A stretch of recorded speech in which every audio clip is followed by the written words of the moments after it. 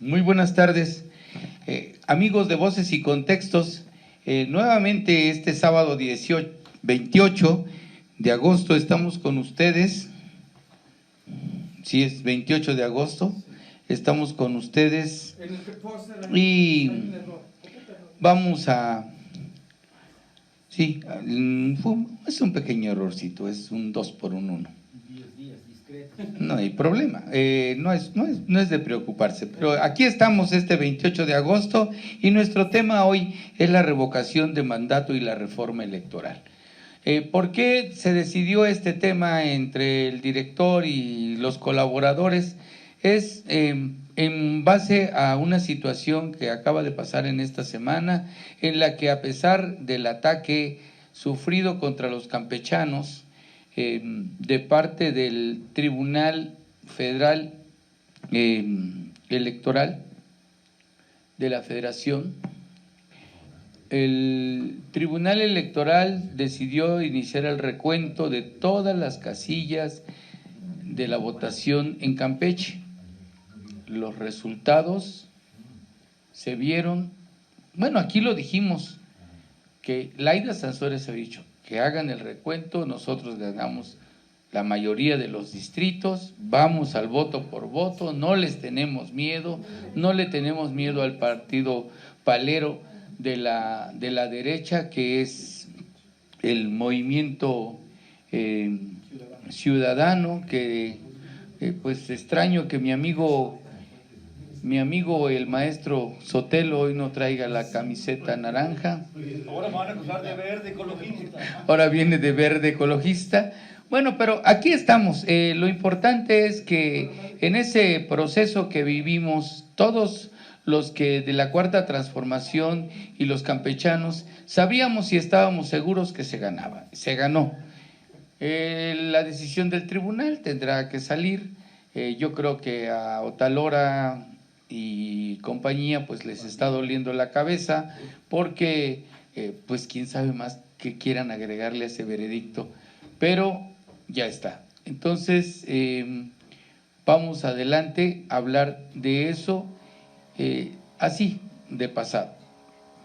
Y un tema que es muy importante es que Andrés Manuel López Obrador plantea la situación de la revocación de mandato, la situación de que se haga este proceso, pero que sea avalado por el Congreso de la Unión, no como lo quieren los del PAN y los del PRI, que incluso se salieron de las tribunas del Congreso, abandonaron porque no quieren, según ellos, avalar que sea el máximo órgano legislativo el que determine las condiciones en que se da esa consulta ciudadana en cuanto a la revocación de mandato.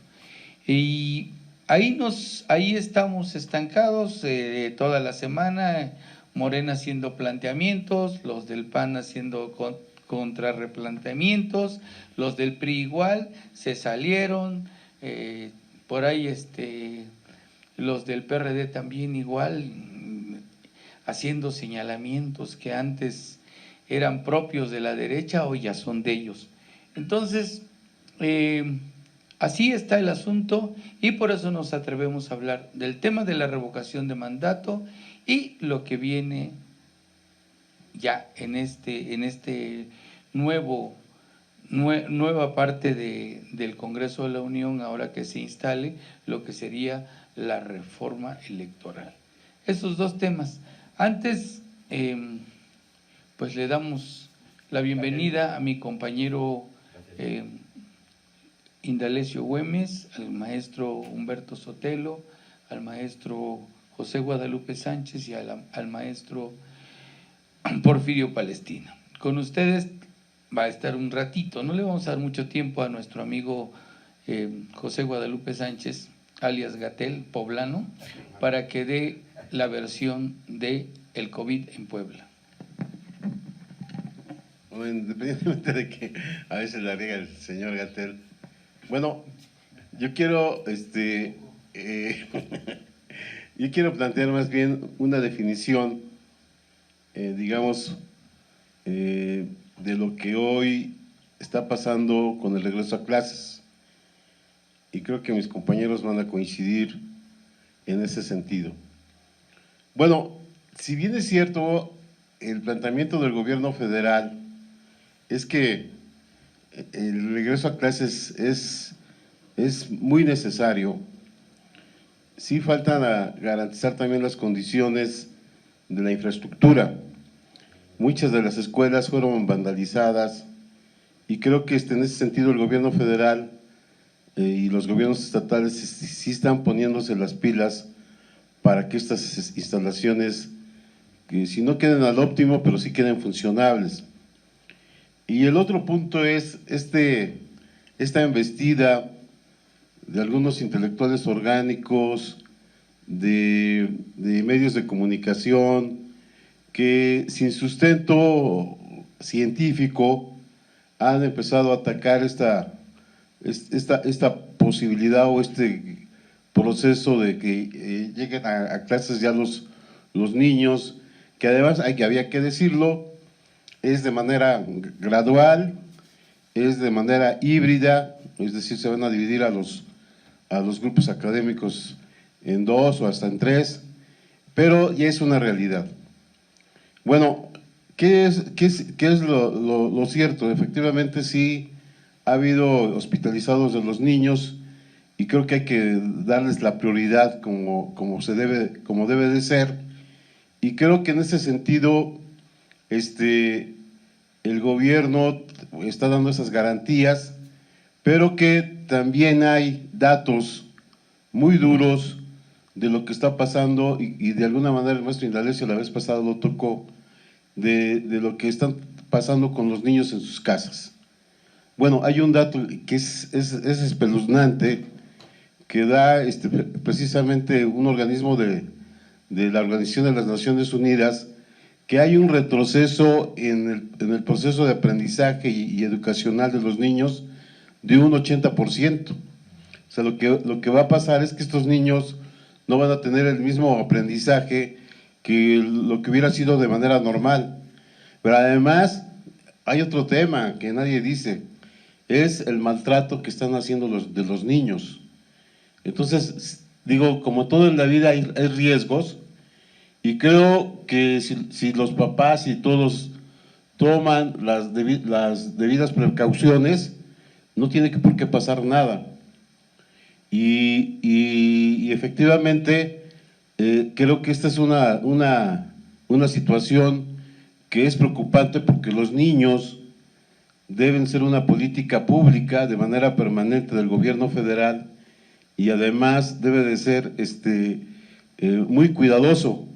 Y el otro tema que tiene que ver con los amparos que han hecho de los niños, que además es un derecho también inevitable, creo que la vacuna sí es importante, es de vida o muerte.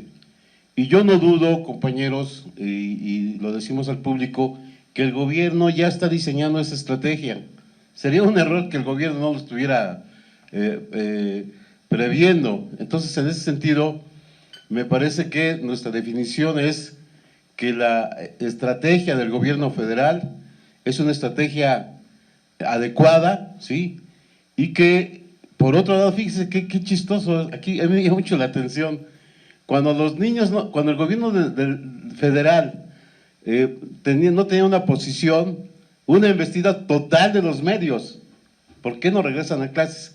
Y ahora que lo hace, lo que quiere decir es que efectivamente la derecha, los medios de comunicación, los voceros orgánicos de la derecha, solamente esperan un momento para atacar al gobierno federal.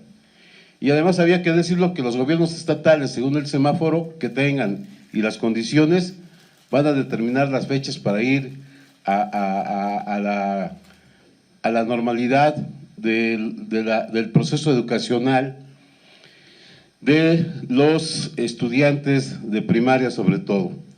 Y en ese sentido, decíamos acá, que para mí un ejemplo muy importante, por ejemplo, de ir a la normalidad, fueron los obreros de la Volkswagen. Los obreros de la Volkswagen, cuando fueron a trabajar, se dieron cuenta que las condiciones no las sabían y obligaron a la empresa a tomar esos condicionamientos. Y hoy están trabajando Y hoy es increíble que una universidad como privada de la Ciudad de México, que es la Anáhuac, ya está en un sistema híbrido. Y entonces creo que efectivamente estamos en un proceso en donde la producción, el conocimiento, la ciencia y la educación no se pueden detener. Por último, aunque los compañeros me censuran en lo que voy a decir, es lo siguiente. Estuve yo el día de ayer en la Sierra Norte de Puebla, en la zona de Huauchinango, y por cierto que estuvimos en algunas juntas auxiliares y colonias, y quiero hacer el llamado a que efectivamente la situación en la Sierra Norte es dramática. Muchas comunidades indígenas, campesinas del estado de Veracruz y Puebla fueron completamente devastadas por el huracán Grey. Y en ese sentido quiero hacer el llamado a los poblanos, a todos, que hay instituciones como el DIF, del gobierno estatal, de la sociedad civil, de la propia iglesia, que también tiene mucha autoridad moral aquí en Puebla, para que llevemos nuestras despensas, materiales, lo que nos pueda servir, medicina, para dar el apoyo a nuestros hermanos de la Sierra Norte. Muchas gracias. ¿Alguien quiere aportar? Solo una precisión con relación al regreso a clases. Miren, hay que irlo procesando, el virus llegó para quedarse. Entonces, el hecho de que no se vaya a clases es seguir en el encierro que está generando otros efectos sociales.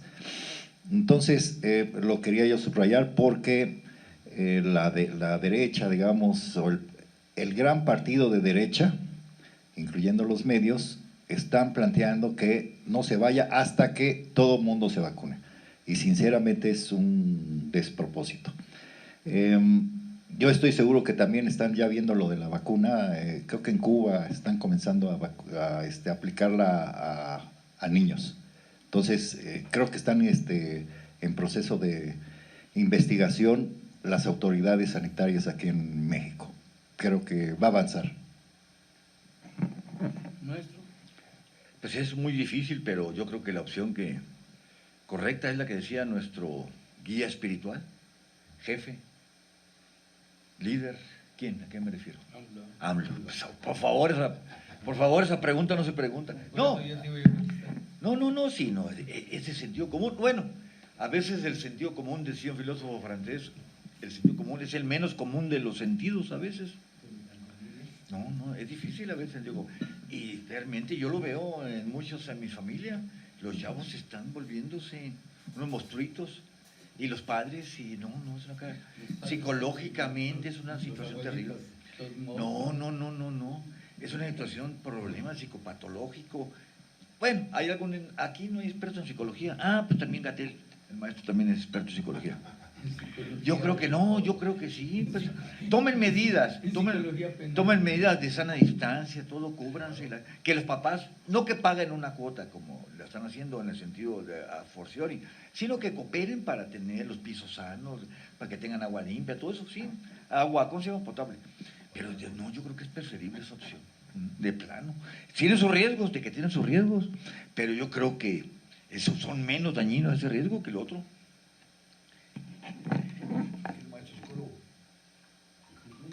Bueno, yo quiero decirles que científicamente tendríamos que pensar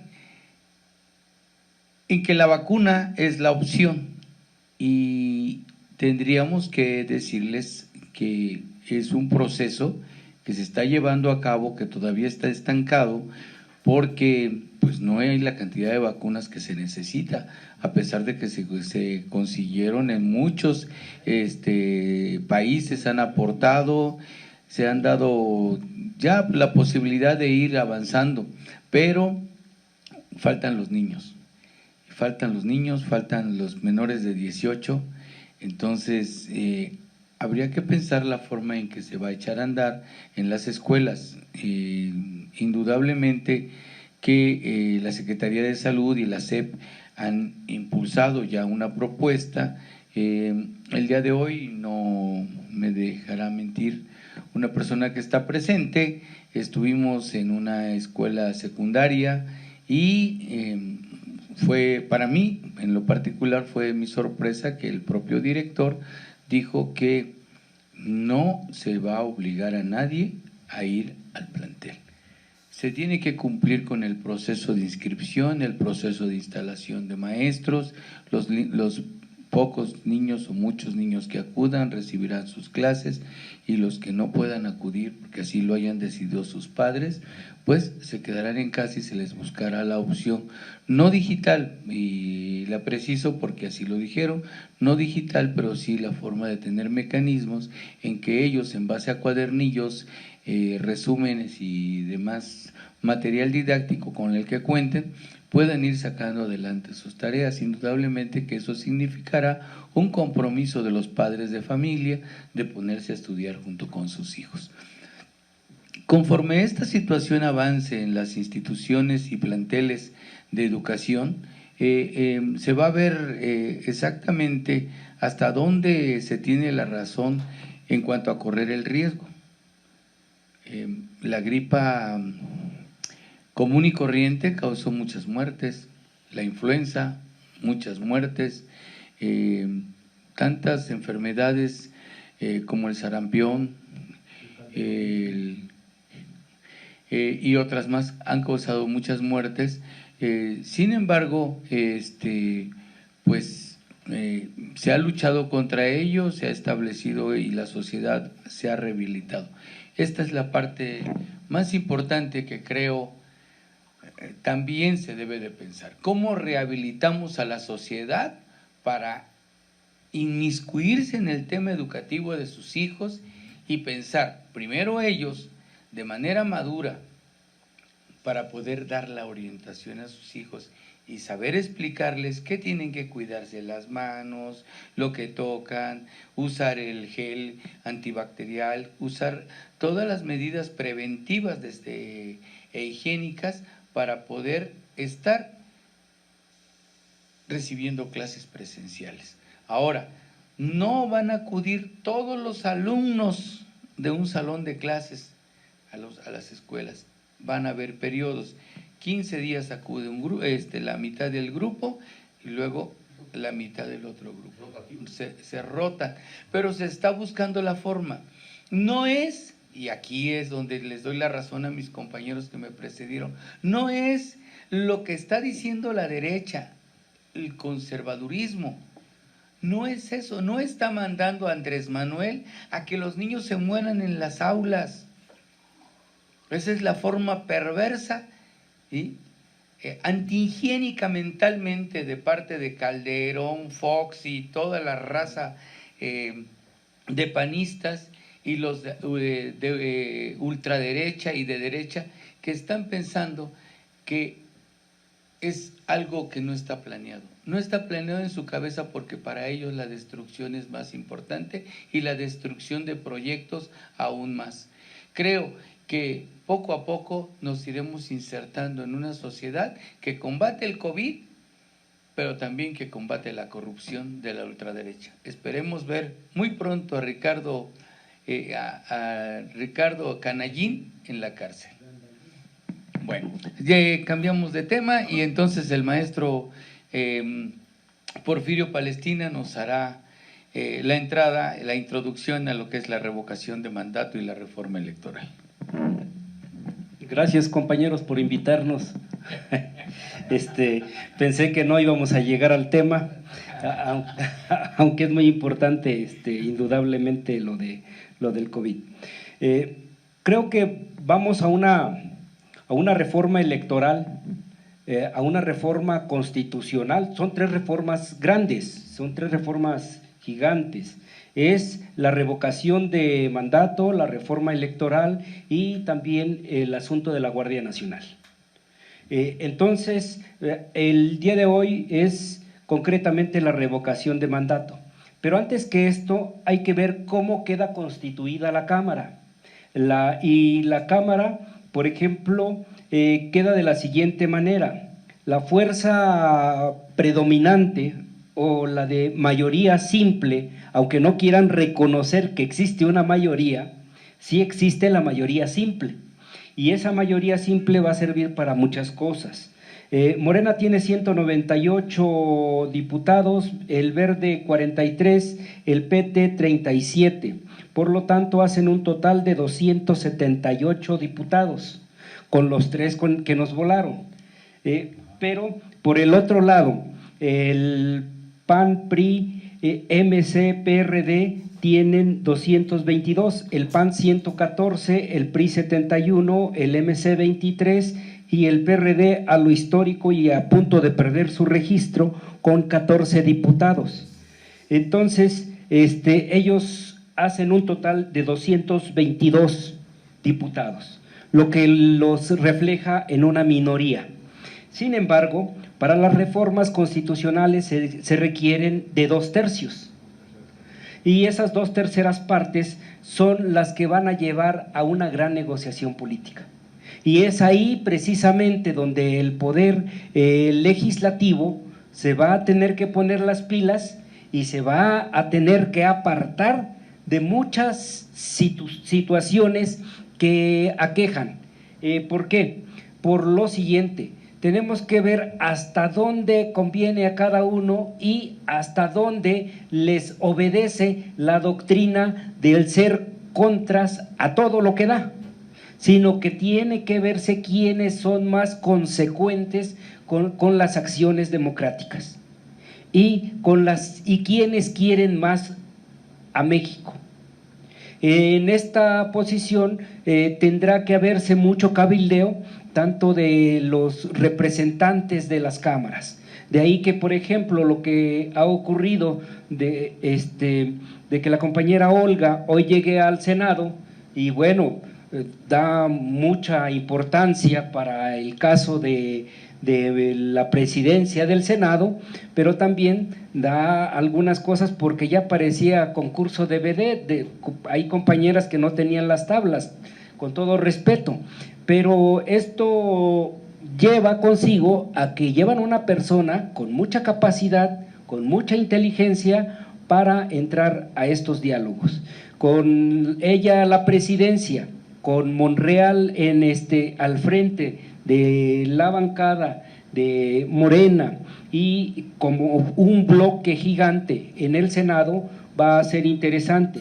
Pero con la nueva integración hay que recordar que el Senado es mayoría total, y en el caso contrario de los diputados, vamos a mayoría simple, y esto nos significa en dónde empieza el jaloneo y cuándo se traslada al Senado y cuánto se han de reservar para la situación de la revocación del mandato. Por lo siguiente: el INE no tiene las facultades y no debe atribuirse facultades del legislativo. Por lo tanto, es inconsecuente, ilegítimo e inmoral que el INE pretenda hacer desde este momento algunas atribuciones que no le corresponden. Para eso están los poderes. Él es un organismo autónomo, sí, pero no legislativo. Yo ahí le iniciaría, compañeros, para que tengamos tema y vayamos entrándole. Gracias, compañero Delfino. También están invitados. Bueno, como pelea mucho la palabra el jurisconsulto maestro Indalecio Güemes, adelante pues. Yo también vine. No, es que fue buena. No, quiero comentar, o sea, agregar de las reformas que planteó ya el maestro Palestina. Efectivamente, revocación de mandato, es la reforma al INE, es la reforma al Tribunal Electoral, es la reforma al tribunal, es lo de la guardia y además la reforma de dar prioridad a la Comisión Federal de Electricidad. Digamos, son 5, la energética, son 5 que tiene que impulsar este Congreso. El que entra. Yo quiero, con esto de la revocación de mandato, quiero hacer un comentario crítico a la legislatura que va saliendo, porque creo que no hicieron bien la tarea. Con la revocación del mandato, es decir, se incorporó a la Constitución desde diciembre del 2019 y el Congreso tenía 180 días para efectivamente poner la ley que es reglamentaria o la secundaria, digamos, la ley secundaria, y no lo hicieron. O sea, no lo hicieron, y incluso por eso la presión de Andrés Manuel para que antes de que salieran se hicieran, es decir, son de las cosas pendientes. Y quiero subrayar, ya había cedido el Ejecutivo en términos de la propuesta que había mandado revocación del mandato para el presidente y además también para el legislativo, para legisladores. Los legisladores no la pasaron, digamos, y aquí sí hay gran responsabilidad de los legisladores de Morena, y solo pasaron la del Ejecutivo. Y a pesar de eso, lo dejaron, digamos, la dejaron de tal manera, que estaba yo revisando y constitucionalmente sí puede hacer el INE. Es decir, ante el vacío del legislativo, el INE, que ya lo está haciendo, la reglamentación, efectivamente, por eso ahora dicen que a partir del 2 de septiembre la van a impulsar. Pero que sí quiero subrayar que la tarea con relación a la revocación del mandato, sí hay un error del legislativo, y en particular de los amigos de Morena. Es decir, creo que precisamente por eso ha sido todo es decir, aprovechó el INE ese espacio, se metió, y incluso el Tribunal Electoral del Poder Judicial acaba de dictaminar que ya le dio también otro periodo al legislativo para que salga la ley secundaria. Entonces, creo que, por eso decía, hay errores en términos del legislativo y en particular de los diputados de Morena, de dejar ese vacío con relación a la ley secundaria. Como están también los demás compañeros, los invito. Sobre todo Humberto Sotelo. A lo mejor me salgo un poquito de la... Sí, no pretendo yo ser. Se puede salir. No pretendo ser, ¿cómo se llama? Enfant terrible, como dicen los franceses, ni pretendo ser... No me gusta eso de tratar de... No, de ser más original, no. Simplemente... No, sí, eso no me gusta. Pero no estamos mucho en pólvora ni infiernillos. Digo, es que la democracia, las reformas que ha habido electorales, no políticas, han sido, bueno, lo del INE, la ciudadanización de los organismos electorales, ampliación. ¿Y a quién le ha fortalecido esto? A la clase política.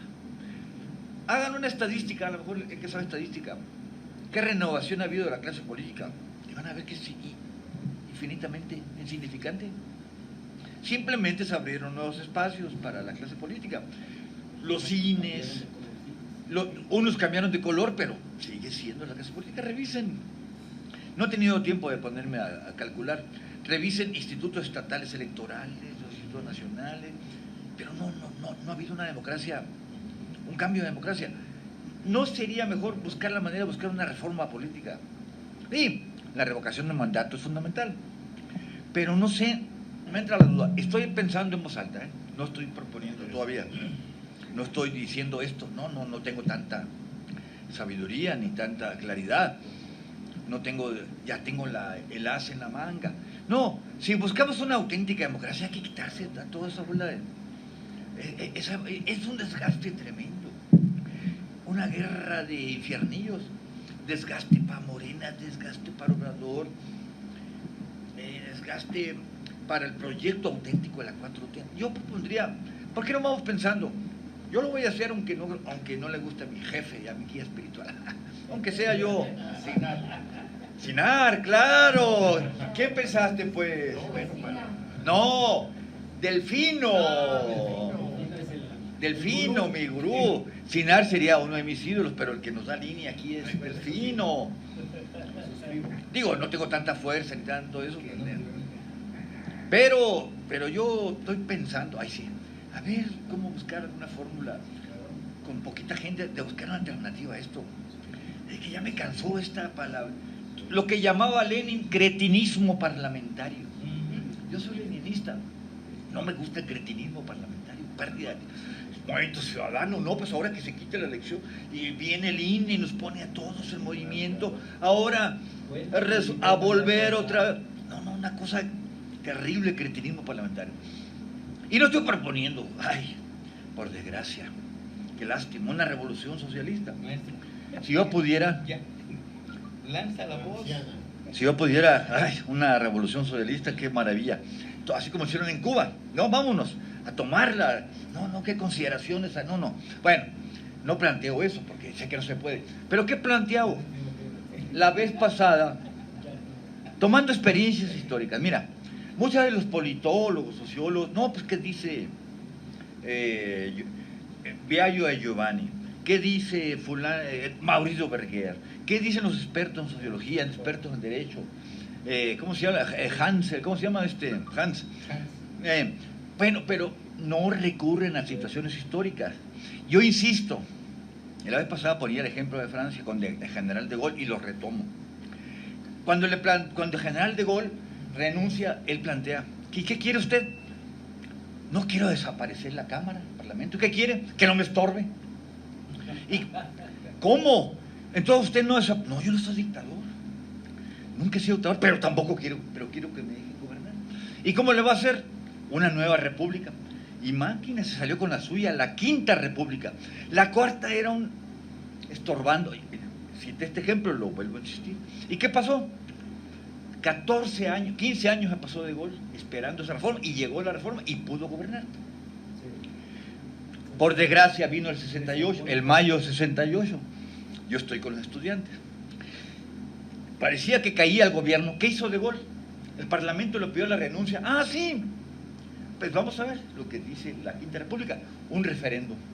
¿Qué pasó? Que ganó con el 99.9%. Bueno, hay situaciones. Entonces yo creo que aquí hay que hacer un esfuerzo para salir de estas reformitas. Sí, la reforma del mandato me gusta, pero no es necesario. Si hasta Venezuela hizo una, si quieren, disculpen la palabra, medio pinchona, hizo una reforma para un constituyente, a su manera de Maduro. Destituyó al Tribunal Electoral. Claro, a nadie le ha gustado, a los gringos menos. Exactamente. Bueno, a lo mejor no podemos espantar tanto a la derecha, a la clase media, pero hay que ir pensando en ir más lejos, un poquito más lejos. Yo no soy radical libre.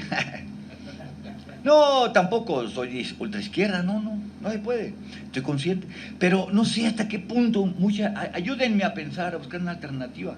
Creo que nos estamos perdiendo mucho en esto. Buscar una salida, sí, está bien. ¿Por qué la derecha le teme miedo a la acción de mandato? Porque eso podría traer consigo la democracia popular de base. Es lo que está en el fondo del problema. ¡Qué horror! ¿Por qué se oponen tanto a la revocación de mandato? Porque eso le puede afectar al PRI, al PAN, a todos. Pero ¿por qué no hacerlo más explícito entonces? Son ideas que meto como lluvia de ideas. ¿No? Perdonen, pero sigo siendo leninista. ¿No? Disculpe. Entonces yo creo que hay que pensar en algo más radical, en algo más fuerte. Sí, lo que le falta al maestro Humberto Sotelo es traer el quehacer. Con el quehacer sabríamos que exactamente el planteamiento es tomar el control del Congreso de la Unión, lo que era la al pueblo. Cámara de Representantes, y que en lugar de diputados tuviéramos un representante de los soviets. Claro, por supuesto. Digo, que esa es la idea original de Lenin, ¿no? Había representantes de todos los sectores sociales, claro, lo que significaba que la clase obrera estuviera representada. Yo quisiera preguntar, ¿qué obrero está en el Congreso de la Unión. ¿Cuál? Yo veo a puro pirurris, a puro fifí. Dime un campesino. Un campesino, a ver, un campesino. Armenta. Es más, se la voy a... Armenta. A ver, dame Un uno. campesino auténtico. La diputada federal de Ciutlán. Es campesina. Es campesina, y es de lengua indígena. Ah, bueno, mi respeto. Retiro lo indígena. Bueno. Bueno, dice que hay un representante indígena. Ya iba a hablar de los indígenas precisamente que no están representados. Pues sería bueno que la trajéramos a Voces y Contextos, a que nos diera una plática sobre lo que están trabajando, los proyectos que tienen, hacia dónde va el Congreso de la Unión. Yo digo que va no solamente a pensar en las reformas, sino cómo haces que el Congreso de la Unión, la Cámara de Diputados y la Cámara de Senadores sean propositivas hacia el trabajo que se hace a favor de la República desde el Poder Ejecutivo y desde el Poder Judicial. Creo que esa sería una enorme tarea que tendrían que hacer, hablando de las situaciones que dice el maestro Sotelo, de que nosotros no pensemos en reformas y reformas y reformas. Yo ya lo dije la vez pasada, está corrido en Twitter, en las distintas redes. Yo planteo que lo que debe de haber en México es un nuevo constituyente y una nueva constitución, porque de esta manera tendríamos que tener la posibilidad de transformar este gobierno y darle fortaleza. Yo creo que esa sería la propuesta más idónea que pudiera existir. Le voy a pasar el micrófono a mi compañero y amigo José Guadalupe Sánchez, que es el jurisconsulto especialista en derecho electoral, canónico. O sea, ya no es Gatell ahorita. Ya dejó de ser Gatell. Bueno, porque finalmente pues no hay mucha lumbrera para apagar a ese Gatell nacional. Bueno, no, está bien, está bien. Bueno, nada más rapidísimo, cuando inicié el programa se me olvidó dar las condolencias a familiares y amigos de nuestros camaradas Ramiro León Flores, quien se murió el martes pasado. Quiero decir que Ramiro León fue un luchador social y que además llegó a ser doctor en Derecho, pero nunca dejó de sus convicciones, siempre al lado de movimientos sociales y un romántico, ¿no? Y bueno, donde quiera que esté el compañero, pues creemos que sigue viviendo. Y otro compañero que era así medio irónico, en condiciones difíciles siempre fue irónico, hasta me estoy riendo, el compañero Rafael Cabrera Cruz, todos conocidos como El Pollo, ¿sí? Que también se nos adelantó, y quisiéramos decir que él también era muy solidario en las luchas sociales, y además, bueno, ¿no? Con mucho orgullo decir que fueron miembros de la corriente socialista, ahí convivimos con ellos, y fueron grandes camaradas. Bueno, después de este tema, rapidísimo, yo espero no irme más de 3 minutos. Este aspecto que dice el compañero Palestina a mí me parece sumamente importante. Es decir, ahora sí nos encontramos en una situación un poco difícil y compleja para Morena. Hace rato el propio Palestina decía, cuando el compañero Delfino decía este aspecto de hacer un Congreso Constituyente, me parece que en las condiciones actuales es un poco difícil, pero bueno, no está como una perspectiva histórica.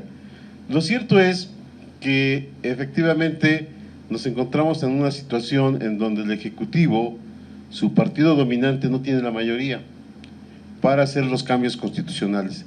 Y Palestina lo decía rápidamente así, en este momento decía, es que cuando se tuvo la mayoría, todas las reformas fundamentales que se debían haber implementado, tuvo su momento, pero además había que decir que sí hubo muchas reformas, y eso no lo quiere reconocer la derecha, que se habían postergado, ¿sí? Muchas reformas que hizo este gobierno, que son de gran trascendencia política, como también lo acaba de decir la Guardia Nacional, este punto de, por ejemplo, también de la revocación del mandato, que hoy está detenida precisamente, la extinción de dominio, etcétera. Bueno, pero entonces, ¿qué está pasando hoy?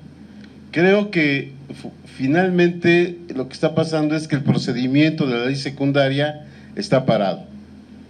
Bueno, ya se habla también del 40%, se habla de que efectivamente tiene que haber un periodo para que se hace la convocatoria y está parado. Y en ese sentido a mí me parece, y yo coincido plenamente con el maestro Sotelo, cuando dice que el problema fundamental es que a veces nos pasamos de democratitis. Por ejemplo, si efectivamente el mandato constitucional es de 6 años, digo, ¿para qué discutir más? Es de 6 años. Y bueno, López Obrador, en una actitud congruente del espíritu que él tiene, pues dice, convoquemos nuevamente a ver si aprueban o no mi mandato. Y es el punto donde la derecha, ¿sí?, se agarra para efectivamente poner trabas, de torpedear al gobierno federal, pero además me parece que no hay los elementos jurídicos que nos pudieran llevar a un terreno de una formalidad jurídica de manera inmediata. Aún así, la actual legislatura está presionando para que así sea. Y me parece que sí hay esta idea de ver la rendición de cuentas, ver que los mandatarios cumplan con su deber y en todo caso sean revocados. Y en esa parte pareciera que sí estamos de acuerdo de refrendar esta situación. El maestro Sotelo dice, ¿cómo armar una figura jurídica? Bueno, yo digo que mucho se ha criticado efectivamente la reelección. López Obrador, ante los embates de la derecha, dijo que no se podía reelegir. Pero sí creo que debía de haber ahí un cambio constitucional, digo, no por seguir el ejemplo de Estados Unidos, en donde efectivamente posiblemente el mandato fuera de 4 años y que el presidente de la República tuviera la posibilidad de ir a una contienda por otros 4 años. Eso sí creo que podría marcar una situación interesante para el sistema político mexicano. Pero efectivamente todavía aquí en nuestro país, así como tenemos las cargas de la conquista, tenemos la carga de la revolución, de sufragio efectivo o no reelección, me parece que aquí también ya queda claro, por lo que hemos vivido aquí en Puebla y en otros lugares, que los ciudadanos sí saben reconocer cuando un diputado, cuando un presidente municipal hace bien su trabajo, es refrendado por la ciudadanía. Más allá que se diga que los medios de comunicación, que le echen la culpa a Juanito, a Pedro, un presidente municipal que sí hace bien su chamba, tiene derecho a seguir en el poder desde mi punto de vista y plantear que efectivamente puede reelegirse. Y en el caso presidencial, digo, 6 años hace mucho, serían 2, 12, pero sí creo que había que plantear esa perspectiva de los 4 años, porque además 6 años ya se van de volada. Ahora, hay otro punto, un aspecto fundamental que tocó el compañero Palestina, que es ¿cuál va a ser el papel de la oposición? Efectivamente, la disyuntiva, como lo plantea, es muy interesante. Dice, bueno, es que o entran a legislar o se preparan para estar en el Congreso y torpedear y poner sus intereses partidarios sobre los intereses de la nación. Y bueno, por desgracia, si no lo vamos a ver, creo que sí se van a ir a sumar y va a ser muy complejo y muy difícil. Pero lo más probable que vamos a encontrar en esta próxima legislatura es un torpedeo radical en contra de la actitud presidencial y que efectivamente no la van a dejar avanzar porque ellos ya están en su precampaña hacia el 2024. Y creo que lo que le queda a esta legislatura es hacer puentes, hacer consensos pero va a ser muy complejo. Gracias. Bueno, le damos la palabra rápidamente a nuestro amigo Palestina para que nos ayude y casi estamos por terminar, ¿eh?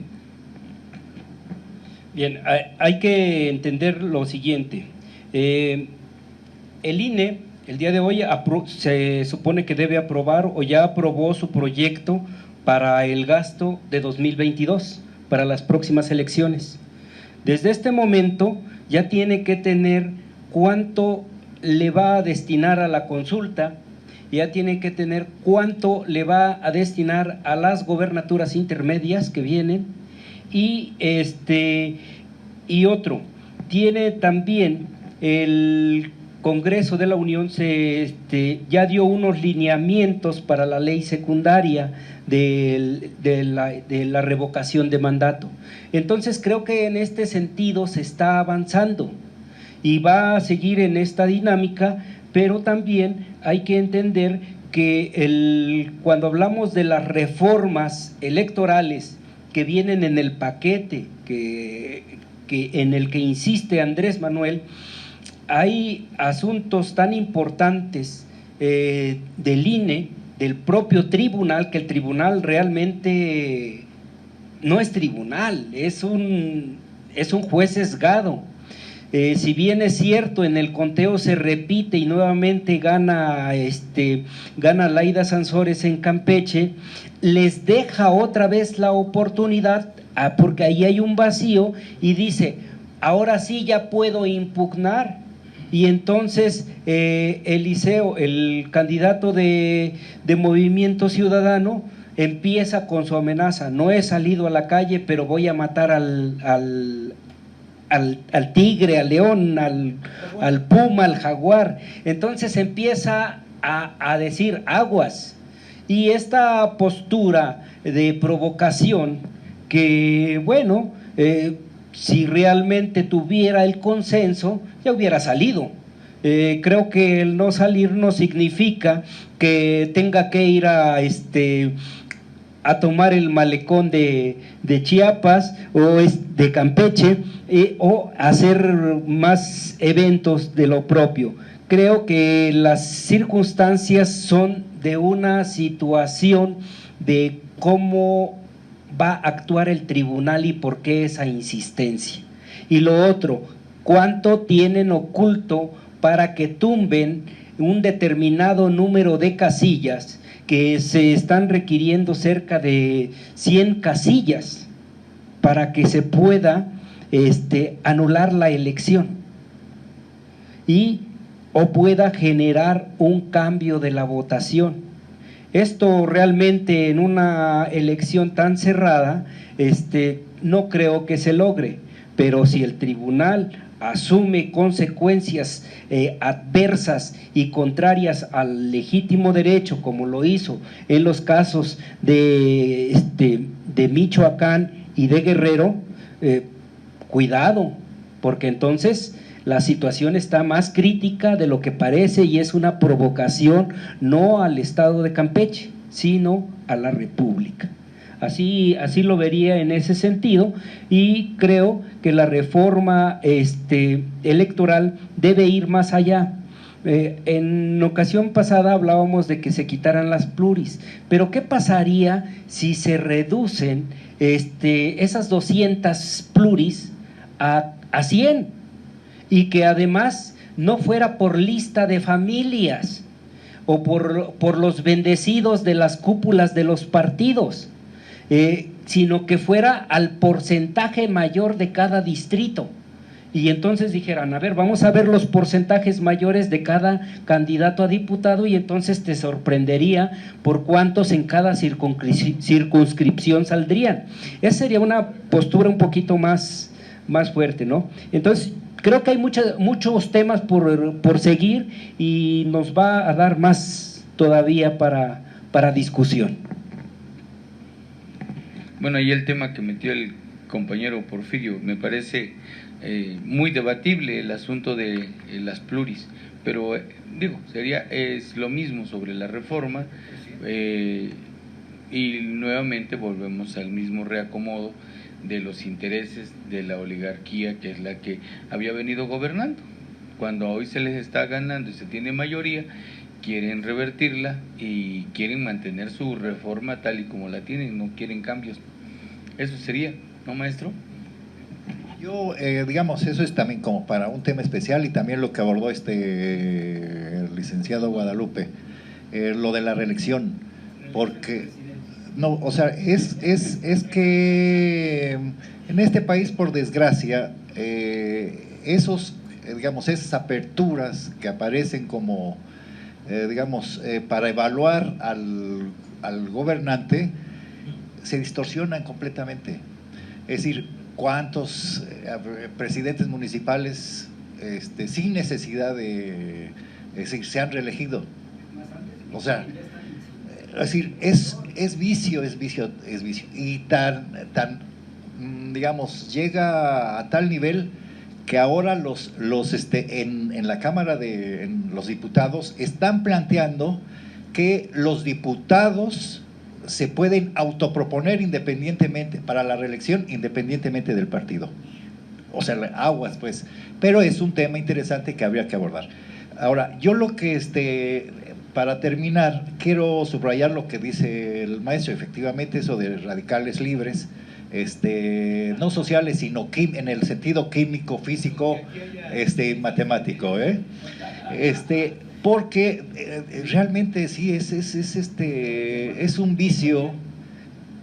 ¿Cuántos años tenemos en esto? Y cuando se trata de impulsar la democracia participativa hay una serie de obstáculos, y incluso por supuestamente amigos que también ponen el pie. O sea, es la oposición y, en fin, veladamente. Yo creo que fuimos muy benignos en la crítica a la anterior Cámara de Diputados en lo que toca a Morena. Efectivamente se impulsaron varias reformas, pero como que la coyuntura está como en esta próxima, den un golpe sobre la mesa. Es decir, ya es imposible. Es decir, están viendo que creo que van a ceder la junta de la Cámara a la oposición, la coordinación política, por ejemplo, en fin, hay una serie de cosas ahí que a mí, yo no lo entiendo, pero ya en esta coyuntura, viendo la posición de la derecha, ya basta, vámonos. O sea, desde mi punto de vista, o sea, hay que tomar posiciones dentro de la situación actual. O sea, se tiene que ver una consecuencia con relación al cambio de régimen, porque creo que muchos legisladores de este lado, como que eso del cambio de régimen creen que es un discurso. Bueno, solo quiero lo que había dicho Palestina con relación al Instituto Nacional Electoral, es importante la reforma, etcétera, etcétera, pero ¿saben cuánto están proponiendo de presupuesto? O sea, son 18,000 millones de pesos. 18,000. De esos 18,000, 11,000 millones de pesos es para actividades básicas. Para traducirlo, 8,000 millones son salarios. 8,000 millones. 8,000 millones de pesos son para salarios. Y 3,270 son gasto corriente. Es decir, háganle ustedes la cuenta. Lo más crítico es que están pidiendo un recurso precautorio, y para la revocación de mandato están proponiendo un gasto de 5,743 millones de pesos para la revocación del mandato. Es decir, digamos, hay perversidad completa. Es decir, porque como es caro la revocación, vean cuánto vamos a invertir efectivamente. Entonces, y además están pidiendo un extra como de 1,913 millones para alguna otra consulta popular. Entonces es increíble, o sea, digamos, están en otro mundo, están en otro régimen, están todavía del 2018 hacia atrás, ¿no? En 2021 siguen pidiendo las perlas de la Virgen. Y para que nuestra democracia no sea efectivamente, es decir, los neoliberales se deberían de preocupar en términos de la inversión que hacemos en nuestra democracia y el resultado. Saldrían reprobados dentro de esa lógica. ¿Sí? Me estoy refiriendo a la lógica de la productividad, en fin, a todo ese asunto. O sea, salen reprobados. Entonces, yo quería mencionar y que a mí, sinceramente, ya la conducta de los amigos o no sé, de los diputados de Morena, pues está muy endeble desde mi punto de vista. O sea, están cuando se debería ya de dar, digamos, decir, nos vamos por acá en parejo con el Ejecutivo, porque se me hace que, es decir, el Ejecutivo imprime una lógica y el Legislativo como que están pensando en otras cosas. Bueno, maestro, ya no quieres opinar, maestro. Ya me enojé. No, está bien, no, ya, no coincido con el maestro. Mira, ya ahora vamos a acabar las discusiones por coincidencias, mi querido director. Ya no vamos a opinar para que no haya comedera de tiempo. No es cierto. Sería un buen tema el asunto de la camada de diputados y de diputados salientes de esta legislatura federal, porque la verdad no es que hayan hecho su tarea, se vieron presionados a terminar y concluir algunas cosas que habían prometido al pueblo, pero por lo demás le quedaron mucho a deber. Y luego, teniendo tanta vedette y tantos artistas en escena, no se pudo hacer nada acorde a la realidad nacional. Entonces, o acorde a las necesidades políticas del país, tal como lo plantea el Ejecutivo. Esa es una situación por lo que seguimos insistiendo en que no es nada más la reforma electoral, no es nada más las reformitas que se van a hacer a X o a Y situación, sino es el compromiso que tienen los diputados que llegan de sacar adelante el proyecto de la 4T. Y créanme que pues hay muchas cosas en las que hay que pensar, y yo creo que la crítica va más allá. Bueno, pues creo que concluye mi amigo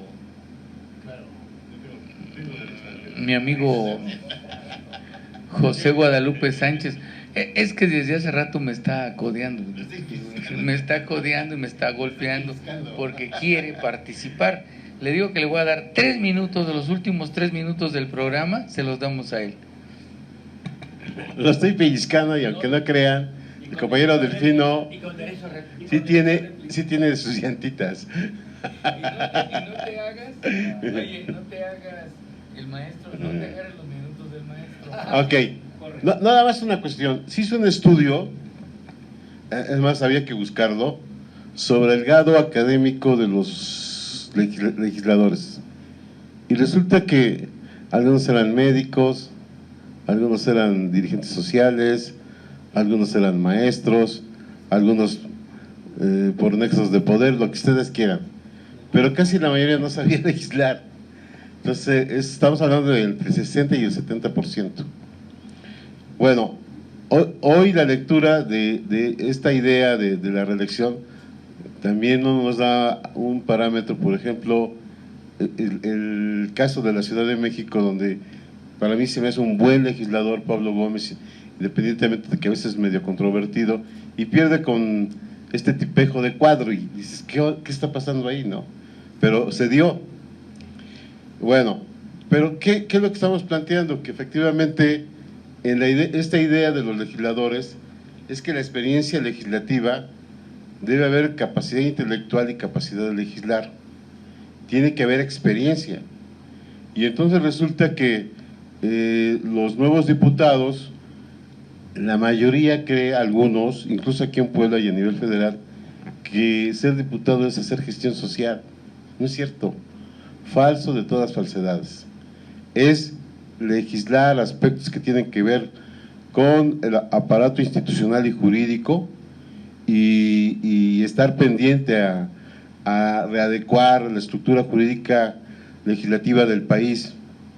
Ese es el principal papel legislador y efectivamente, y creo que aquí coincidimos mucho, hay otra parte de que efectivamente los diputados deben vincularse a los problemas sociales de sus distritos, pero ese sería ya como por convicción, porque efectivamente deben preocuparse por los problemas sociales. Y entonces aquí entramos a efectivamente un desgaste difícil que ya estamos, porque ya está legislado. ¿Por qué? Porque efectivamente la Constitución, cuando nosotros votamos por López Obrador fue por 6 años, no más. Y entonces el maestro Sotelo dice aquí, no por 12. Bueno, yo creo que, y bueno, pero además este dato bien interesante, que dan organismos o corporativos que hacen encuestas, le dan una legitimación y una credibilidad a López Obrador de todo el electorado, bueno, a nivel nacional, de lo que piensan los ciudadanos, de entre el 60 y el 70%. O sea, fácil, si fuera la reelección, ganaba. Y cuando ellos planteaban cómo quedaba la revocación del mandato, y decían, no, es que está construyendo una dictadura. O sea, nada les gusta, o sea, están torpedeando por donde sea. Entonces, yo creo que ahí, en este punto, creo que en el futuro se tendrá que discutir esta situación, así como el problema de la segunda vuelta, etcétera, en donde es necesario efectivamente debatir. Pero el otro punto que me parece muy importante es ver esta fórmula jurídica de lo que puede cambiar un sistema presidencial de 6-4 con la idea de la reelección y quitarnos ciertos mitos que traemos desde la revolución, o más bien desde el constituyente del 17, que están presentes, pero digo, están a debate. De cualquier forma, nuestro sistema jurídico político es presidencial, dijera Jorge Carpizo, con poderes metaconstitucionales, y el sistema presidencial está presente, pero además el problema también ahí que efectivamente tuvo Morena en su momento, si no estaba de acuerdo con la no reelección, es que lo hubiera cambiado en el periodo anterior. Ya es una realidad, está ahí, está presente.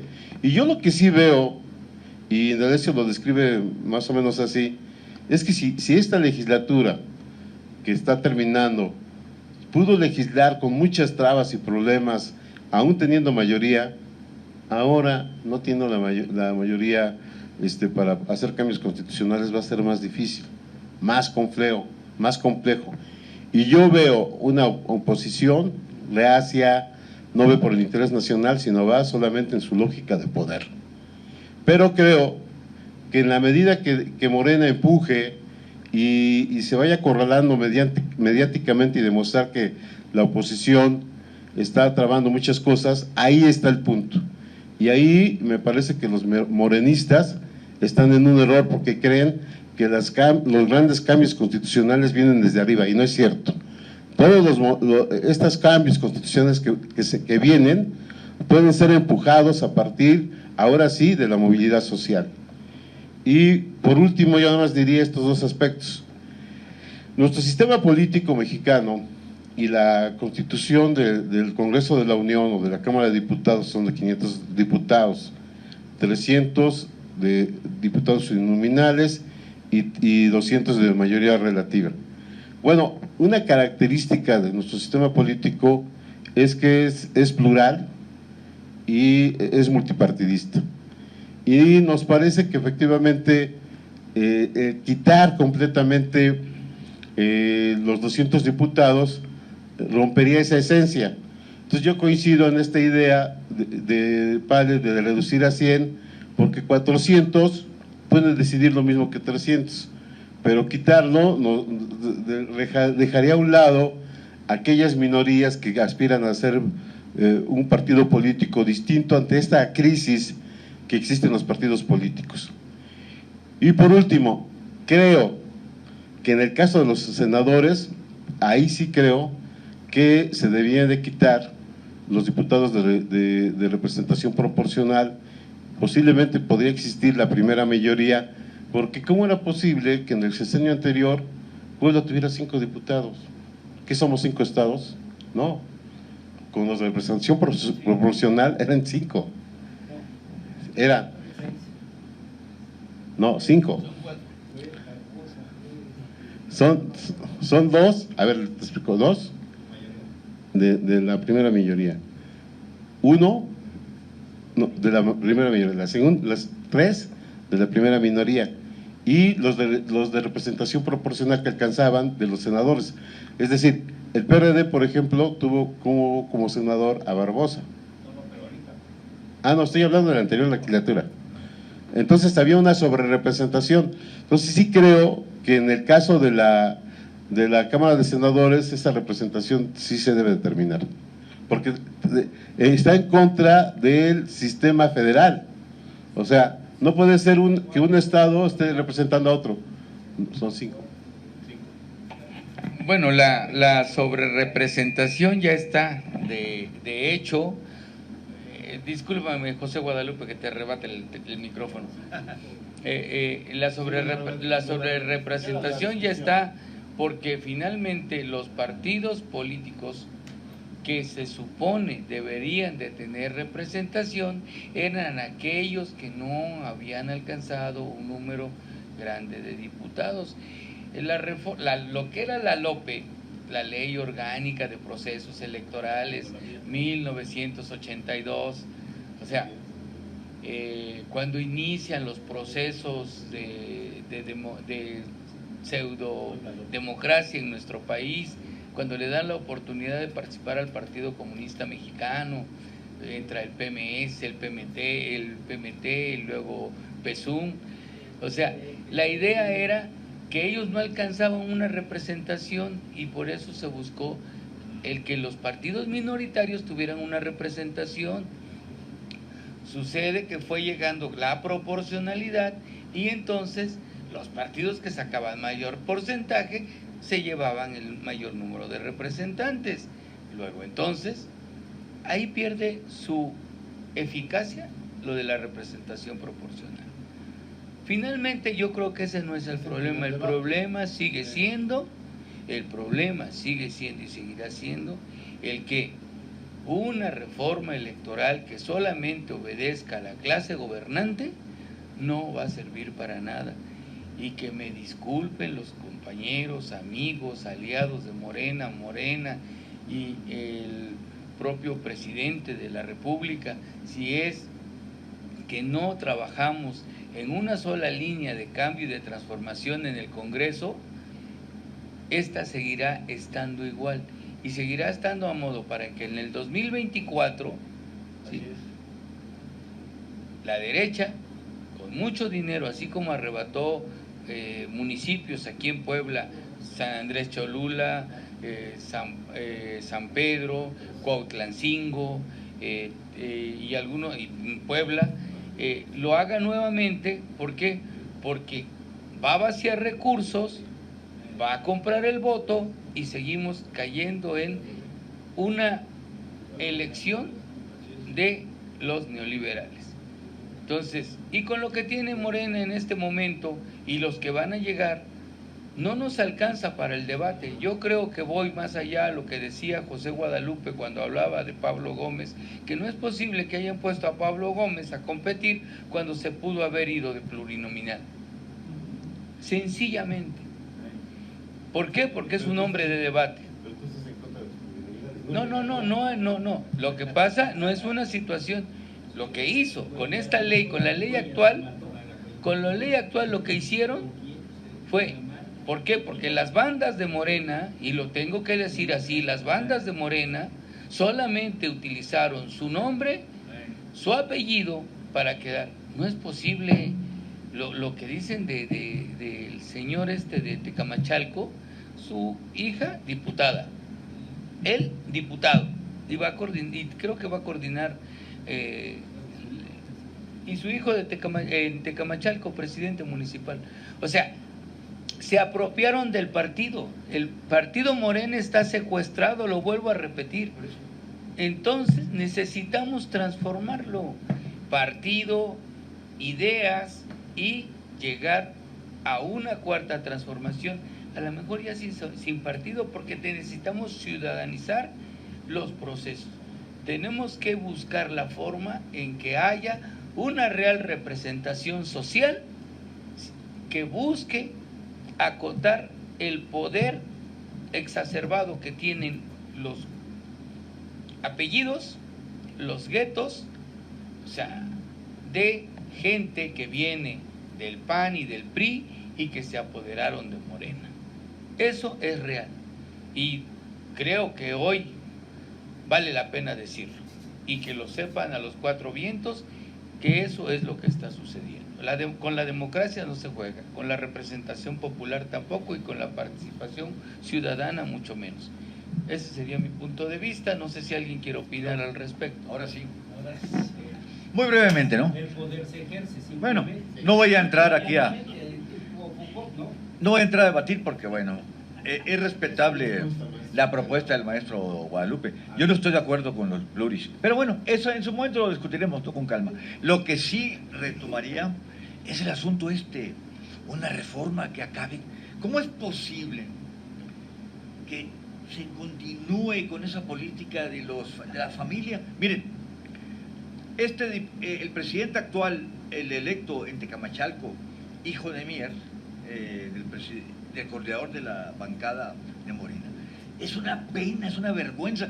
Él fue el que apoyó descaradamente a Moreno Valle. Cuando toda la oposición decíamos, ya basta de presos políticos, él dijo, no hay presos políticos.